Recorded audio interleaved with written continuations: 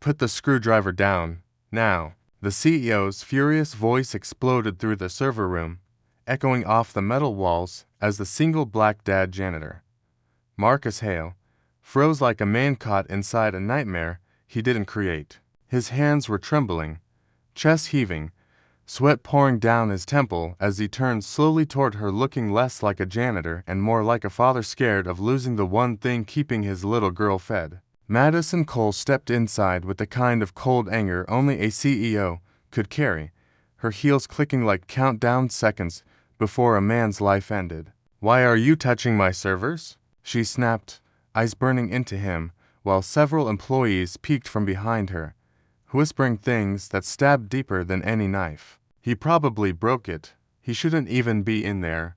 Janitors don't fix things like that." Marcus swallowed hard, voice shaking as he whispered, "Ma'am, please, just listen. Something was wrong. The heat. The alarms. I only wanted to stop it before I'll stop talking."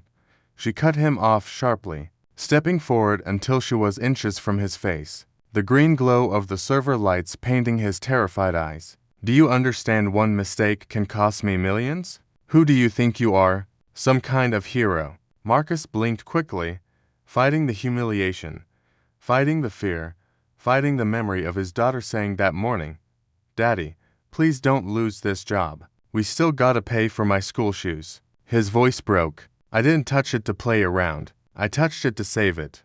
But Madison didn't care, not yet. "Security," she yelled over her shoulder. "Get him out. He's finished here." Marcus let out a breath that sounded like a man losing everything at once, and he didn't resist when the guards stepped forward, until suddenly, behind Madison, a screen blinked from red to green, and the IT director gasped loud enough to silence the whole room. "Ma'am, wait, everything just came back online. Because of him."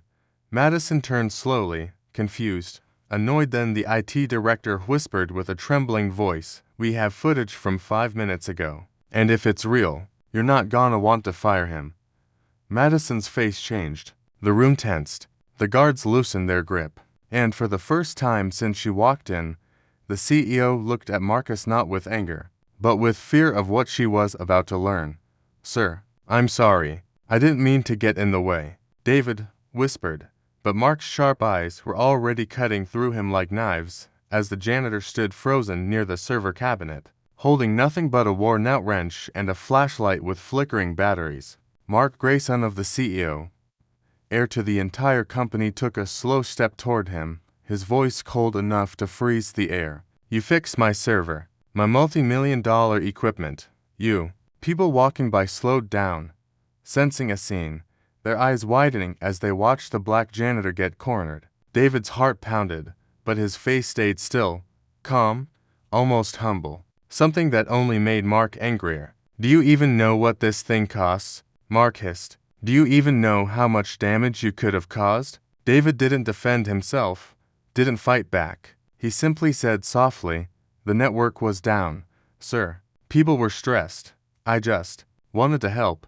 That calm line, so gentle, so honest, only made Mark explode louder. "You help? You don't belong anywhere near tech. You're the janitor. You clean floors."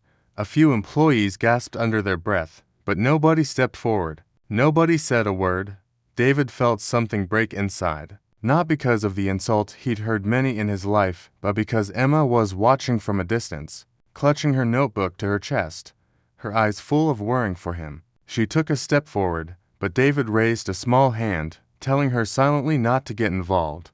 But Mark noticed anyway. "Oh, look," he sneered. "Your little friend thinks you're some kind of hero." The humiliation sliced deeper this time. David bowed his head and whispered, "Sir, the server is working now. That's all that matters." Mark laughed loudly, pointing at him like he was entertainment. "You probably broke more things than you fixed. I'm calling security to check the footage. They need to see what you messed with." David's chest tightened. Security footage. He didn't touch anything wrong, but he knew people like Mark never checked to understand, they checked to punish. Emma's voice cracked as she whispered, "David, it's okay, right?" But he didn't answer. He couldn't, because for the first time that day, fear entered his eyes, and right then, Mark smirked and said one line that sent a chill through the whole hallway. When the CEO sees what you did, you're finished.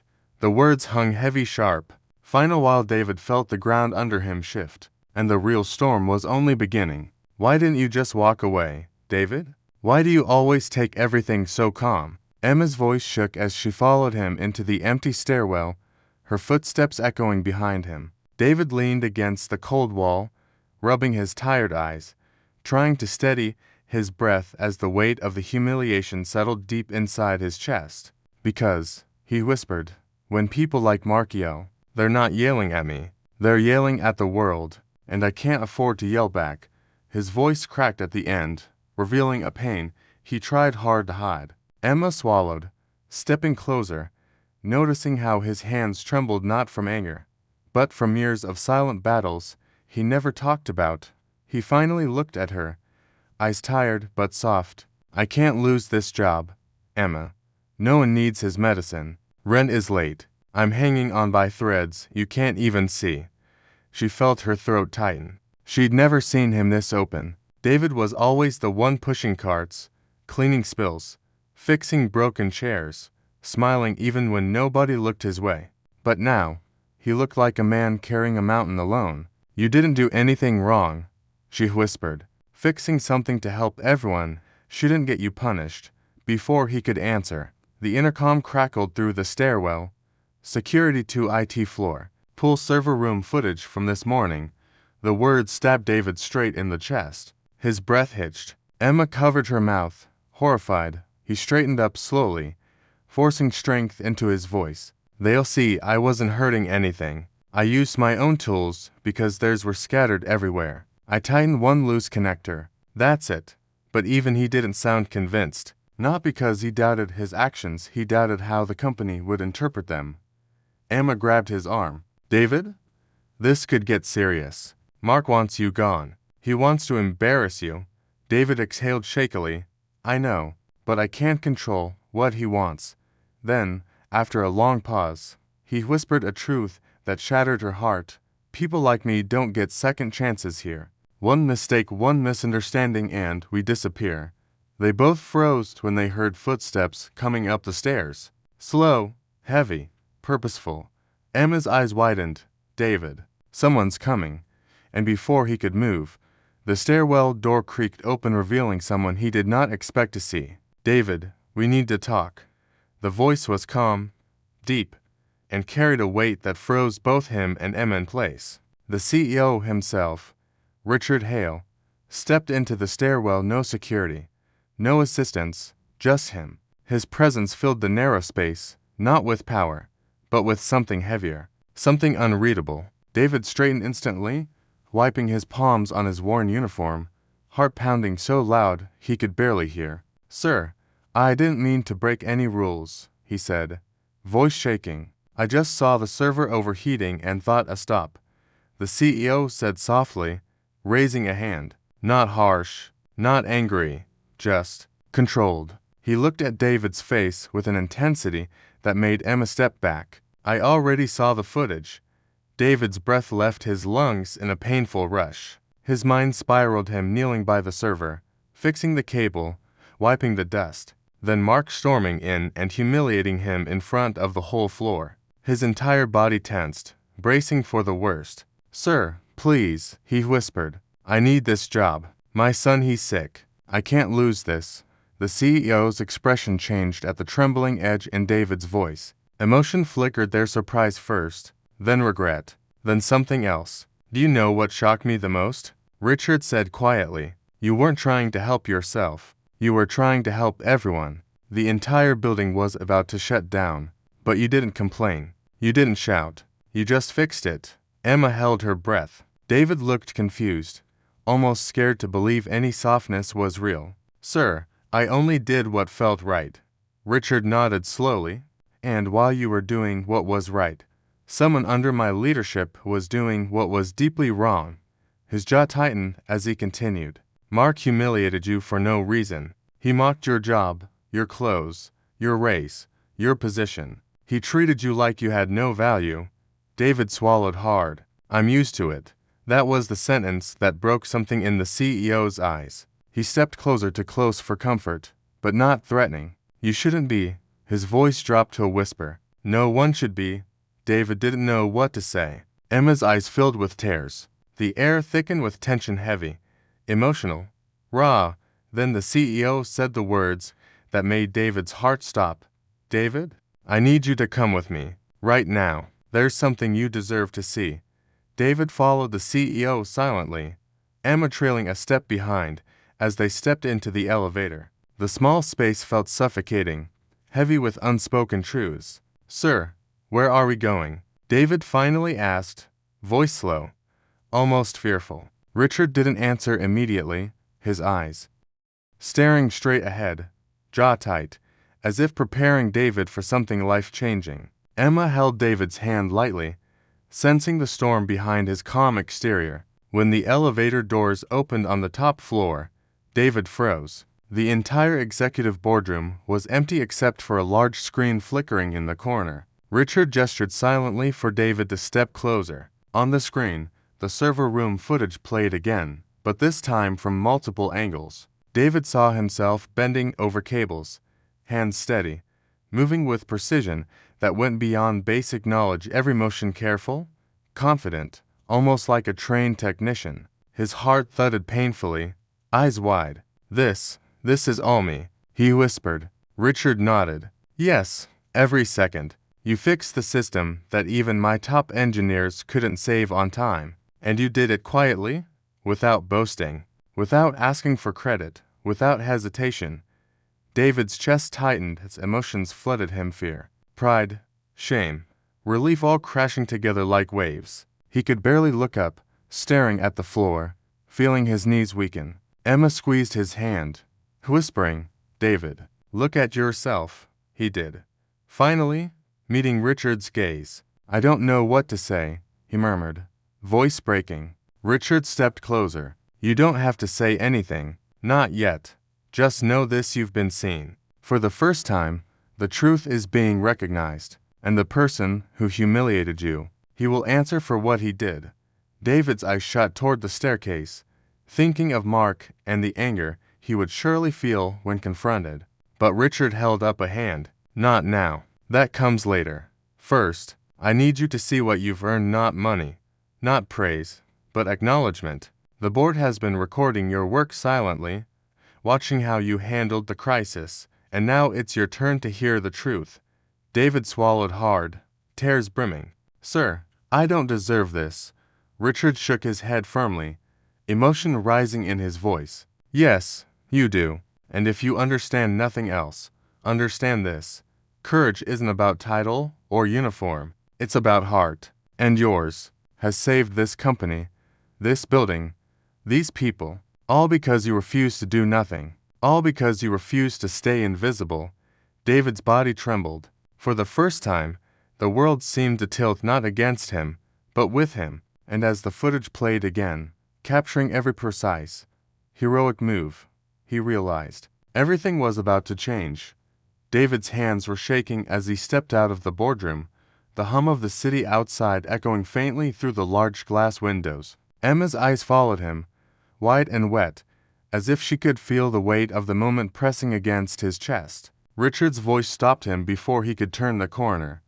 David, you've been underestimated your whole life, haven't you? David swallowed, unable to speak, because the words carried decades of silent battles, of mornings he woke to fix what no one else would, of nights counting pennies to keep his daughter's medicine on the shelf. Richard walked closer, lowering his voice, almost tender, almost human in a way David didn't expect from a CEO.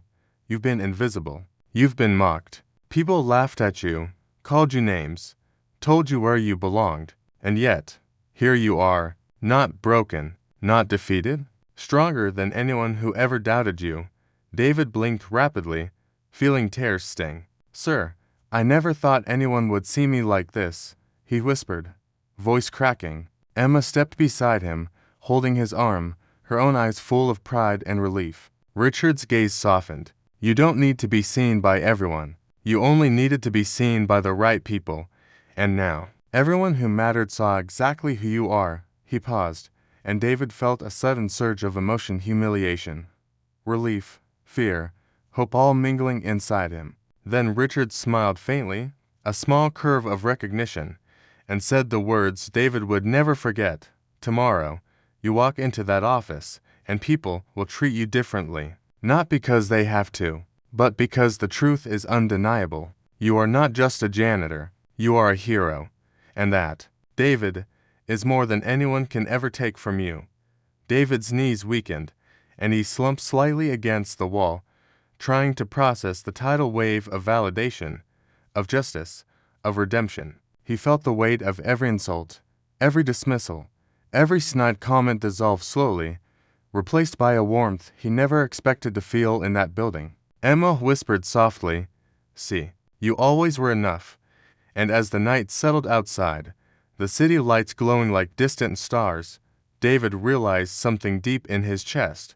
Sometimes, the world doesn't see your worth until the right moment, until the right person, until courage refuses to remain silent. And tonight, that courage had finally spoken loud enough for everyone, including himself, to hear. The next morning, David walked into the office, heart pounding like a drum, every step heavy yet lighter than yesterday.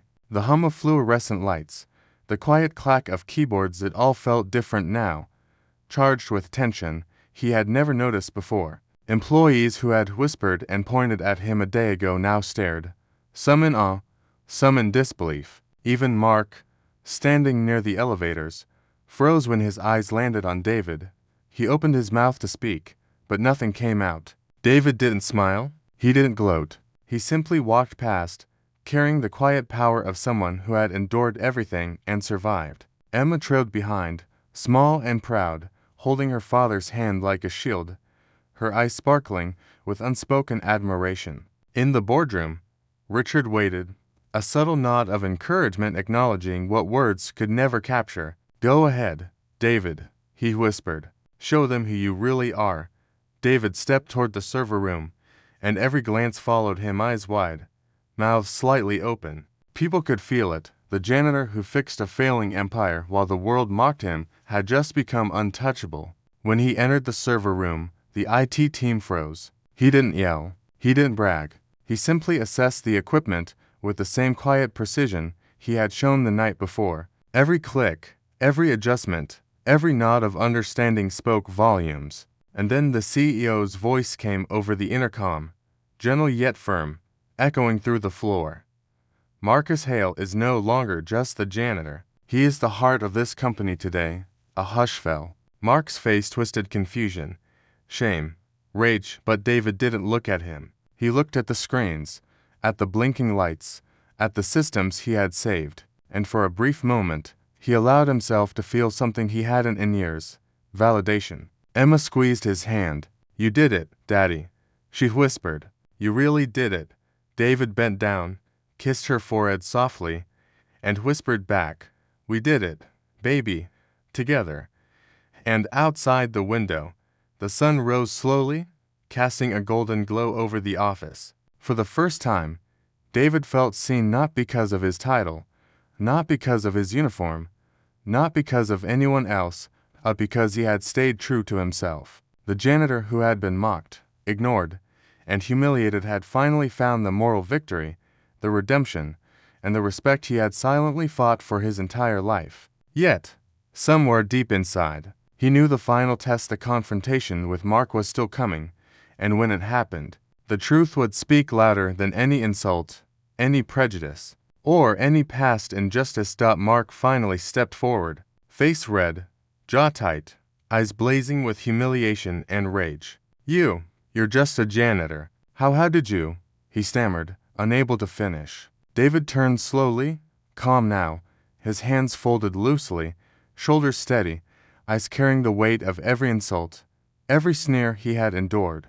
"Mark," he said quietly, voice deep and steady, "I am the same man you saw yesterday. I didn't ask for your respect. I didn't need your permission. I fixed what was broken. I worked for what mattered. And now everyone saw it, including you." The room went silent. Employees held their breath. Even the hum of the air conditioning seemed to fade as the power of his words sank in. Mark's mouth opened, closed, words failing him. Richard stepped forward, placing a firm hand on Mark's shoulder. You mocked him? You judged him? You tried to humiliate him. But courage, skill, and integrity aren't measured by title or appearance. You need to learn that lesson. Mark's head dropped, shame flooding his face. David didn't raise his voice, didn't gloat. He simply looked at the servers humming steadily, then at Emma smiling softly, then at Richard nodding proudly. The weight lifted from his chest, replaced by a warmth he hadn't allowed himself to feel in years. The employees started clapping, not loudly, but with heartfelt recognition, a mix of awe, respect, and finally, justice. David finally smiled, small, humble, but genuine, tears glistening at the corners of his eyes. This isn't just my victory, he said, looking around the room. It's proof that even when people doubt you, even when the world underestimates you, staying true, staying calm, staying courageous, that is the real power. That is the real respect. Emma ran forward, hugging him tightly, whispering, "You did it, Daddy. You really did it." David held her close, feeling her heart beat against his chest, feeling the love that had carried him through every lonely night, every moment of fear, every humiliation. Outside the windows, the morning sun poured in, golden and warm, bathing the office in light, symbolizing the new beginning. The janitor who had been invisible, ridiculed, and dismissed was now seen, respected, and honored not by power or money, but by integrity, courage, and heart. And in that moment, David knew the truth every man should know. Value is never given. It is earned through honesty, perseverance, and love. He had not just fixed a server. He had fixed the view the world had of him, and in doing so, he became a hero not only to the company, but to his own life.